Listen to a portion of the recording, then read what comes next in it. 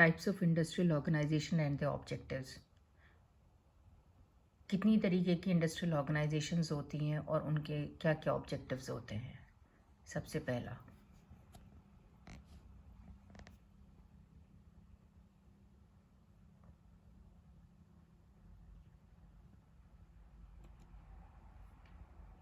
Line and military organisation, line and staff organisation, functional organisation, committee organisation, mixed organisation.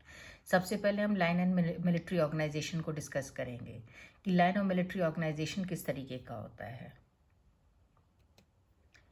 In a line organization, a supervisor exercises direct control over the subordinate and the authority flows from topmost position to the lowest. Line organisation का मतलब ये होता है जो higher authority होती है वो orders pass करती है सबॉर्डिनेट्स को और फिर बाकी लोग उसको फॉलो करते हैं और उनको रिपोर्ट जो है अपने टॉप मोस्ट जो पोजीशन होती है उसको करना होता है। यानी जो टॉप मोस्ट पोजीशन होती है वो डायरेक्शन देती है लोअर लेवल को और वो सभी लोग मिलकर अपनी टॉप मोस्ट अथॉरिटी को आंसर करते हैं। It is also called a military और a scalar type organization. This type of organization resembles with the army और एडमिनिस्ट्रेशन और military type of organization. As in case of military, commander in chief जो होता है वो hold करता है top most position को और बाकी जितने भी आर्मी में बाकी लोग होते हैं वो उनको अपना आंसर करते हैं। लाइन ऑर्गेनाइजेशन का एक डायग्राम है। जैसे प्रेसिडेंट है, प्रेसिडेंट वाइस प्रेसिडेंट को ऑर्डर्स देता है, वाइस प्रेसिडेंट प्लांट मैनेजर को दे रहा है और प्लांट मैनेजर उधर फोरमैन को दे रहा है, फोरमैन बी को दे रहा है, फोरमैन सी को दे रहा है और वो लोग बाकी नीचे जितने भी वर्कर्स काम कर रहे होते हैं उनको देते हैं।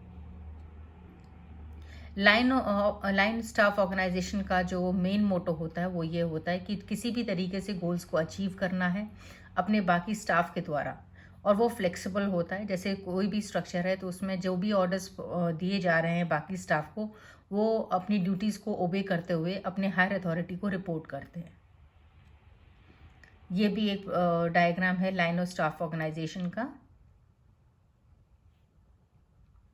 Functional organization. A functional organization is a common type of organizational structure in which the organization is divided into smaller group based on specialized function area. जैसे फंक्शनल ऑर्गेनाइजेशन का मतलब ये होता है जो हायर अथॉरिटी होती है वो डिपार्टमेंट्स में डिवाइड कर देती है ऑर्गेनाइजेशन को और हर डिपार्टमेंट को जो हायर अथॉरिटी होती है उसको रिपोर्ट करना होता है।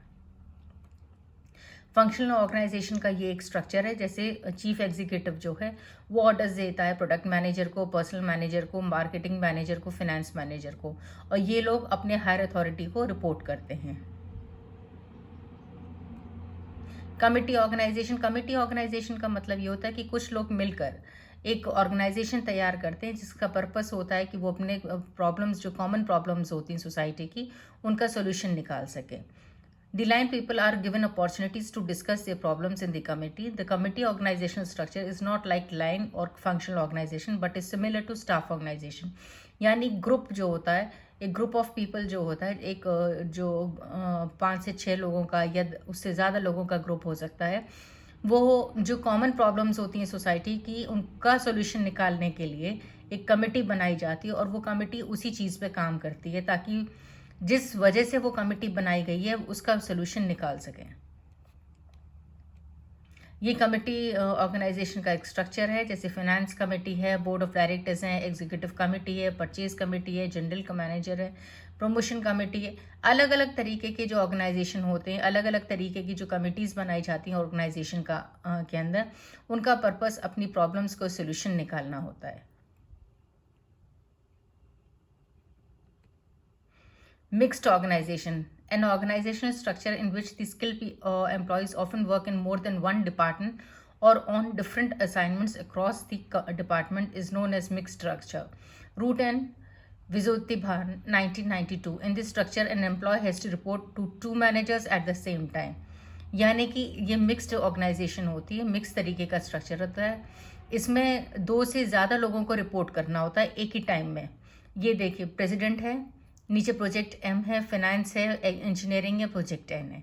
यानी कि इन लोगों को प्रेसिडेंट को भी रिपोर्ट करना है और इनको आपस में भी रिपोर्ट करना होता है कि कितना काम कितने समय में कहाँ तक पहुँचा।